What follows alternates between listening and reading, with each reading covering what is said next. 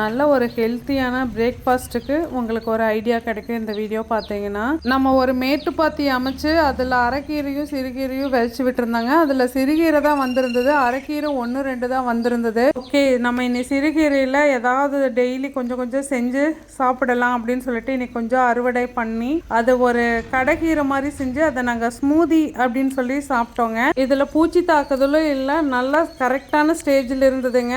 நம்ம விளைவிக்கிற காய்கறிகள் கீரைகளோட டேஸ்ட்டுமே ரொம்ப ரொம்ப நல்லாயிருக்கும். அதுக்கப்புறம் அந்த விளையாத இடத்துல நல்லா கீறி விட்டு மல்லி விதை போட்டாச்சுங்க. மல்லி இலையில டீ போட்டு குடித்தோம்னா அவ்வளோ நல்லது. எப்பவுமே கீரையோட தண்டுகளில் தான் கால்சியம் சத்து நிறையா இருக்குன்னு சொல்லுவாங்க. அதையும் வேஸ்ட் பண்ணாமல் எல்லாத்தையும் கொஞ்சமாக தண்ணி வச்சு எப்பவுமே தண்ணி வடிக்கணும்னு எங்கள் அம்மா சொல்லுவாங்க. அதுக்கப்புறம் கடைக்கீரை ரெடி பண்ணியாச்சு. ஃபஸ்ட்டு ஹேண்ட் பிளெண்டரில் தான் ட்ரை பண்ணேன், அது சரியாக வரல. அதுக்கப்புறம் மிக்ஸி ஜாரில் பல்ஸ் மோடில் போட்டு கடைக்கீரை ரெடி பண்ணி அது ஸ்மூதி மாதிரி சூப்பராக இருந்தது. காலையில் பிரேக்ஃபாஸ்ட்டுக்கு ப்ரோட்டீனுக்காக பச்சை பட்டாணி சுண்டலும் மற்ற சத்துக்கள் ஃபைபருக்காக கீரையும் சாப்பிட்டோங்க. இது உங்களுக்கு ஒரு யூஸ்ஃபுல்லான வீடியோவாக இருக்குன்னு நம்புகிறேன். தேங்க்யூ.